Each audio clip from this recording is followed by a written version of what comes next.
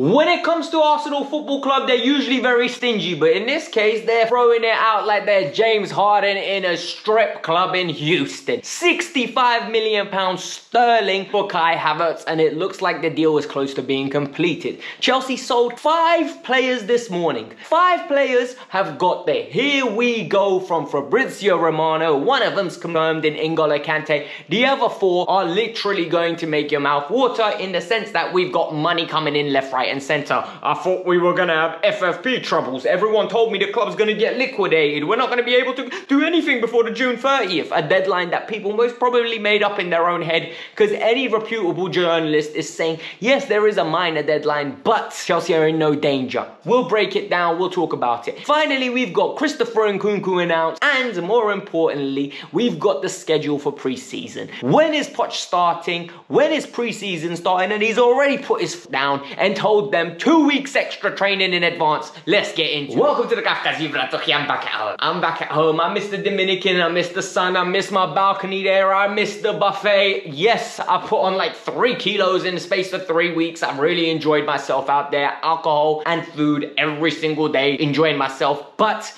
back to work. Back to stories, back to Chelsea, back to life. Let's get into it. Here, before we get started, 1,000 likes is what we expect on this video, and today Winstanley deserves it. Paul Winstanley, or whatever his name is, the director of football at Chelsea, today got us a lot of money. So today, we just hit the like button to say well done, good business from him. I want you to subscribe to the channel. We are creeping up to 30,000 the correct way. We do not sugarcoat things here. We say it with our chest. And finally, in the pinned comment is my Instagram. You want to talk to me about football related topics? Go ahead. Best way to reach out to me, best place I will reach out back and give you guys feedback in voice note or text. Let's get into it now. Let's talk about the deal. We're going to start talking about the big news, all right? For me, Christopher Nkunku getting announced is a big deal. And a lot of you are going to say, how is that a big deal?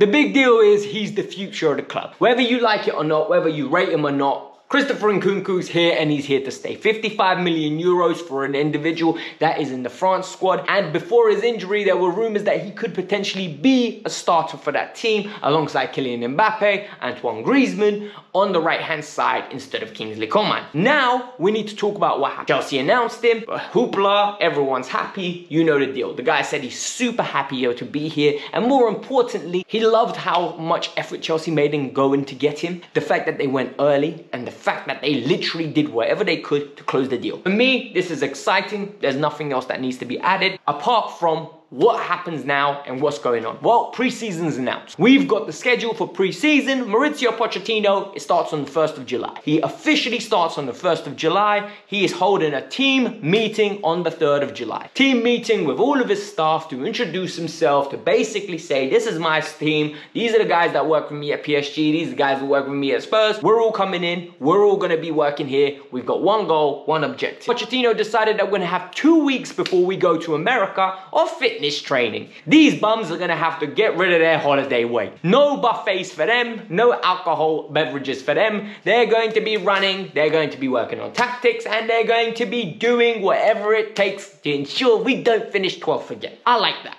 For me, this is very important what Pochettino's doing. He's putting his foot down, he's laying down a marker, he's getting to build relationship with these players. And for me, well done Maurizio. We fly out on the 17th to America for our ridiculously hectic pre-season tour. This ensures that we can get a lot of the tactics done before then, and then when we get out there, we start implementing it in pre-season games, build up the fitness, build up the tactics, and boom, we hit the ground running early August for the Premier League.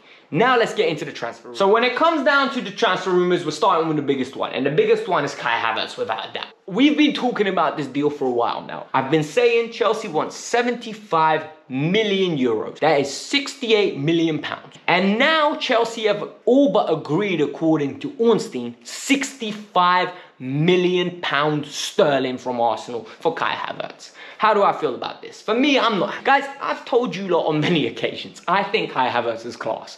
I think Kai Havertz is a scapegoat. I think Kai Havertz is the person people want to blame when things go wrong. And more importantly, Kai Havertz is always the target of unrealistic expectations. So people want Kai Havertz to be a perfect number 9. They want him to be the second coming of Karim Benzema. He's not a 9.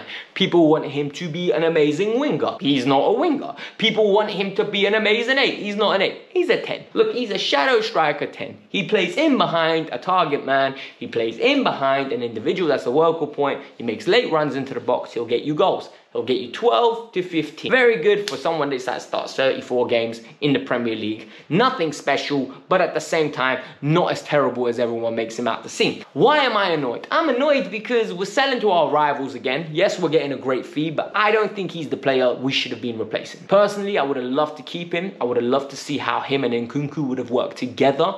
And preferably, most probably, try to integrate him into the Poch system in the Dele Alli role. But we're going to see. I've got no clue what's going to happen. But is this deal done? And this is where we need to be realistic. I don't think. And the reason I don't think it's done yet is because we've heard this from Arsenal on many occasions. Arsenal Football Club are known to be bottle jobs when it comes to the transfer window. They, number one, inquire about a player, spend 2 weeks talking about the representatives, then they talk to the representatives for another 2 weeks, a month is gone, then they put in a bid that's usually stupid, then they put another bid, then they put another bid, and then the saga drags on to the point where we're at the end of the window and they either cough up or shut up. And at this moment in time, we've got like another 2 months left of the window. So what? You expect them not to conclude a deal early? Heavily doubt it. For me, this deal's still going to go on. Ornstein clearly says they're talking about add-ons now. There's and the final fee, they want it to be around 65 million. But how is that 65 million made up, right? Is it 50 million in guaranteed and 15 million in add-ons? Is it, it just doesn't make sense. But for me personally, I don't believe this to be fully over yet. I think there might be an agreement. I think it might be close. I don't think this deal's done yet. That's just my personal. Now we need to break this down, and this needs to be broken down into a good way. Everyone was saying Chelsea are in big trouble when they were selling anyone, and it was very quiet for 2 days. I'm not gonna lie to you, a part of me was wondering what's going on. Is this a calm before the storm? Well, all of a sudden, we've got a heck of a lot of business to talk about. We're gonna start with Mateo Kovacic. Chelsea have finally had a bid accepted for Mateo Kovacic from Manchester City. Manchester City have bid £1 million sterling for a 30-year-old who is injury prone and wants to leave the club. Next year, he was a free agent. So what Chelsea did, in my opinion, is best for Manchester City because they get a replacement for Bernardo Silva. It's best for Chelsea because they get rid of a player that they don't want to keep. And more importantly, what's best for the player? Player that wants to move on and still be competing for big trophies and being an integral part of the team. Whether he's going to be an integral part of the team is another question to ask. However, in my opinion, this is the big story here. We've got £30 million for it. And this is very good business. Fabrizio Romano has given it the here we go. This deal is close to being completed. Love it. We will talk about it more when it's fully official. And then we got N'Golo Kante announced by Chelsea. He's leaving, and a lot of people are very happy for him because he's securing an unbelievable salary, 100 million across 4 years, and more importantly, gets his own image rights. He gets to basically get, I think there was some talk of hospitals being funded through charitable organizations. It's really good news for N'Golo Kante in general. I'm just very happy for him. It was money he couldn't turn down, and more importantly, money I wouldn't want him to turn down. Realistically speaking, if anyone deserves a big boy contract like that in the world of football, I'm dead serious. He is an amazing individual. Everything we hear about him is fantastic. The way he conducts himself, he's never in any trouble. Just a role model for all sportsmen of how to be, in my personal opinion. Yes, we aren't all the same, and some people are more extravagant with their personality, and that's perfectly fine. But I love the way Kante is. He's just so likable. He's a top professional. And now,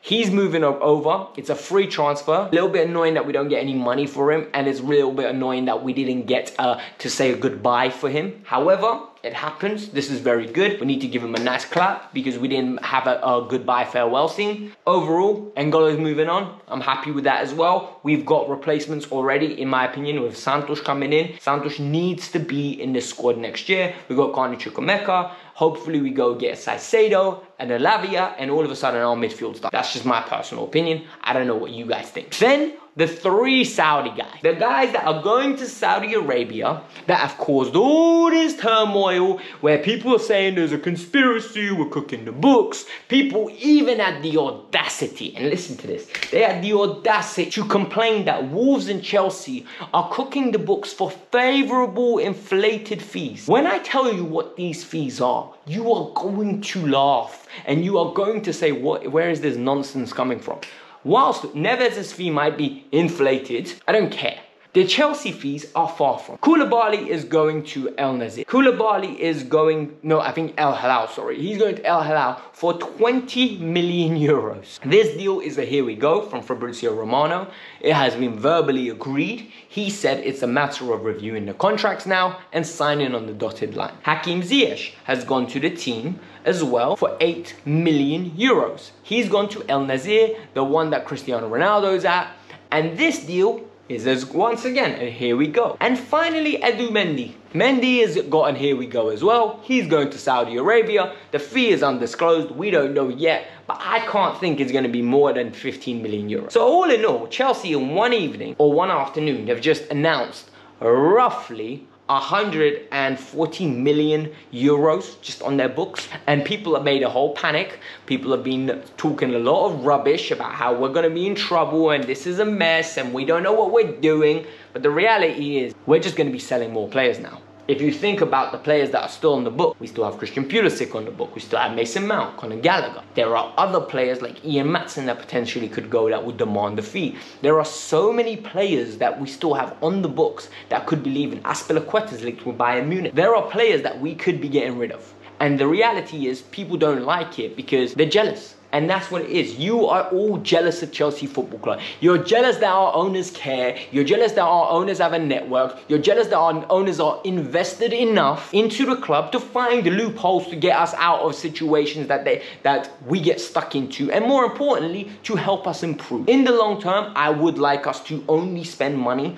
on players that come in and directly impact the first team, or the top youngsters to bring them into the club and develop them ourselves. But I don't want to be buying mid-level talent. I want to be promoting from within for the squad roles, and more importantly, for the starters, investing properly. Getting the creme de la creme, getting the Enzo Fernandezes of the world, getting the Caicedos of the world. We don't have time to be bringing in Caicedo and giving him 18 months to develop in a role where he needs to play 30 games when he's not ready, when he's not up to par. We don't have that time. We need players to come in and straight away be able to have an impact and hold their own in the midfield or up front or in defense, and especially in the number 9 role. This Nicholson Jackson move, I'm going to make a video about it tomorrow. I'm a little bit unhappy. The more I think about it, the more I'm getting unhappy about it. But that's for another day. That's a rant for another day. That's conversation. Today's a positive video in the sense that we've got Christopher Nkunku announced.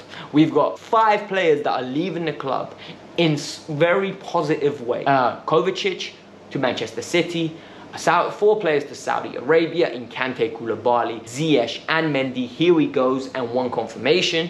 And more importantly, the final one, Kai Havertz could be going to Arsenal. I don't think it's a done deal yet, but we need to be positive and we need to see what happens. Hit the like button, subscribe to the channel, and peace out. I'm out. Have a lovely day.